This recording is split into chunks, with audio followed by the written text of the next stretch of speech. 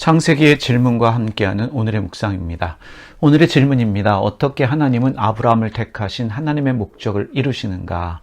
이 질문으로 우리 신앙의 삶에 대해서 되돌아보고 또 새롭게 하는 시간 되기를 원합니다. 아브라함은 자신의 장막 앞을 지나가는 나그네 3명을 자신의 집으로 불러들여서 극진한 대접을 합니다. 나그네 3명은 사람으로 이 땅을 방문하신 하나님과 천사들이었습니다. 아브라함이 언제 그 나그네들의 정체를 알게 되었는지 정확하게는 알 수 없지만 극진한 대접을 받은 하나님이 아브라함에게 1년 후 다시 방문하시는 것과 더불어서 아브라함의 아내 사라가 그때 아들이 있을 것이다 라고 말씀해 주셨습니다. 그런데 장막 입구에서 이 말을 듣고 있던 사라는 속으로 늙은 자신과 남편이 어떻게 자식을 낳을 수 있겠느냐고 웃으면서 말을 했습니다. 하나님께서 이미 여러 번 그들에게 말씀해 주셨음에도 불구하고 이들 부부 아브라함과 사라에게는 하나님이 자식 주신다라는 믿음이 아직 없습니다. 그러나 하나님은 사라의 말에 분노하거나 질책하지 않으셨습니다. 오히려 전능하신 하나님께 불가능이 없다는 것을 말씀해 주시면서 사라에게도 1년 후에 내가 다시 방문할 것이고 그때에 아들이 있을 것이다 라고 말씀해 주셨습니다. 창세기 18장 13절과 14절의 말씀입니다. 여호와께서 아브라함에게 이르시되 사라가 왜 웃으며 이르기를 내가 늙었거늘 어떻게 아들을 낳으리요 하느냐 여호와께 능하지 못한 일이 있겠느냐 기한이 이를 때에 내가 내게로 돌아오리니 사라에게 아들이 있으리라. 하나님은 아브라함 부부에게 믿음을 강요하시는 것이 아니라 이들에게 믿음을 주시려고 일하고 계신다는 것을 우리가 다시 한번 발견할 수 있습니다.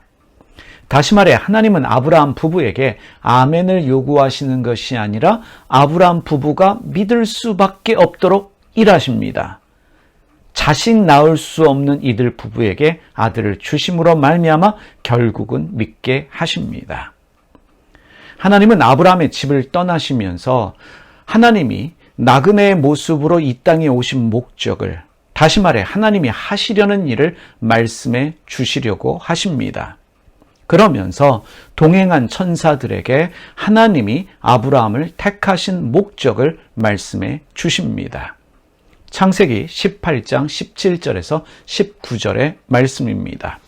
여호와께서 이르시되 내가 하려는 것을 아브라함에게 숨기겠느냐 아브라함은 강대한 나라가 되고 천하 만민은 그로 말미암아 복을 받게 될 것이 아니냐 내가 그로 그 자식과 권색에게 명하여 여호와의 도를 지켜 의와 공도를 행하게 하려고 그를 택하였나니 이는 나 여호와가 아브라함에게 대하여 말한 일을 이루려 함이니라.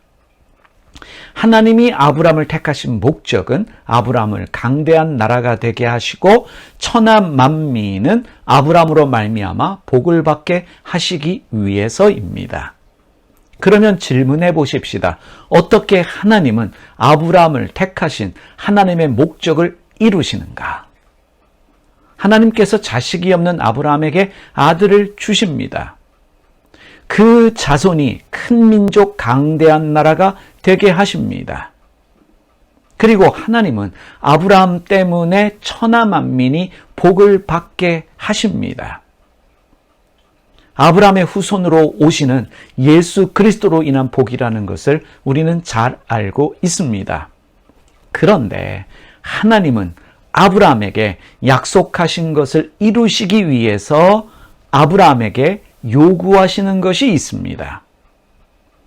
우리가 방금 전에 읽었던 창세기 18장 17절에서 19절을 메시지 성경의 번역으로 보도록 하겠습니다. 그때 하나님께서 말씀하셨다. 내가 앞으로 하려고 하는 일을 아브라함에게 숨기겠느냐? 아브라함은 장차 크고 강한 민족이 되어 세상 모든 민족이 그를 통해 복을 받게 될 것이다. 그렇다. 내가 그를 택한 것은 그가 자기 자녀와 후손을 가르쳐 하나님의 방식을 따라 친절하고 너그럽고 바르게 살게 하려는 것이다. 그리하여 하나님이 아브라함에게 약속하신 것을 이루려는 것이다. 다시 한번 읽어보겠습니다. 그렇다. 내가 그를 택한 것은 그가 자기 자녀와 후손을 가르쳐 하나님의 생활 방식을 따라 친절하고 너그럽고 바르게 살게 하려는 것이다. 그리하여 하나님이 아브라함에게 약속하신 것을 이루려는 것이다.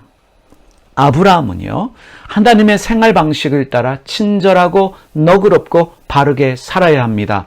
그리고 삶을 통해 그의 자녀와 후손들에게 이것을 가르쳐야 합니다. 이것이 아브라함 때문에 천하 만민이 복을 받게 하시겠다는 하나님이 아브라함에게 약속하신 것을 성취하는 방법이며 하나님이 원하시는 신앙의 삶입니다. 하나님이 원하시는 신앙의 삶이 어떠한 삶일까요? 예의 바른 사람 되는 것입니다. 다른 사람을 배려하는 것입니다.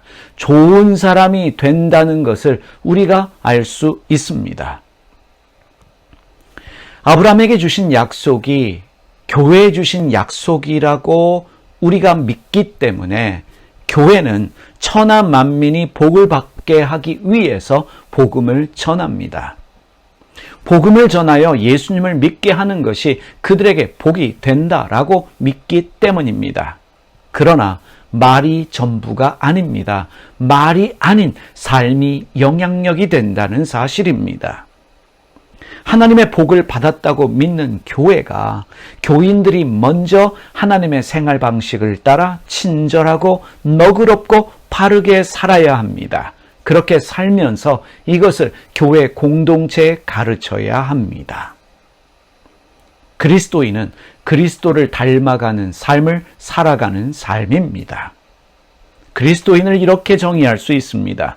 예의 바른 사람, 다른 사람을 배려하는 사람, 좋은 사람이다 라고 정의할 수 있습니다. 우리가 그렇게 살 때, 교회와 교회에 속한 그리스도인들이 그렇게 살 때 그 삶이 다른 사람에게 유익이 되고 복이 되는 삶이 되는 것입니다. 오늘도 사랑하는 교우 여러분, 예의 바른 사람으로 살아가시기를 바랍니다. 다른 사람을 배려하면서 좋은 사람 되기를 바라면서 내가 그렇게 살아가면서 우리 주변 사람들에게도 그렇게 가르칠 수 있는 여러분과 제가 되기를 원합니다. 기도하겠습니다. 하나님 아버지, 저희로 말미암아 천하 만민이 복을 받게 하시는 줄 믿습니다.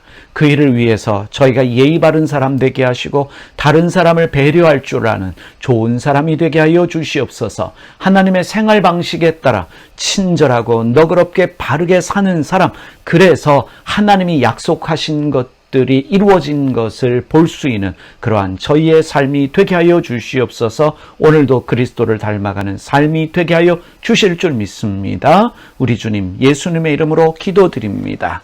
아멘.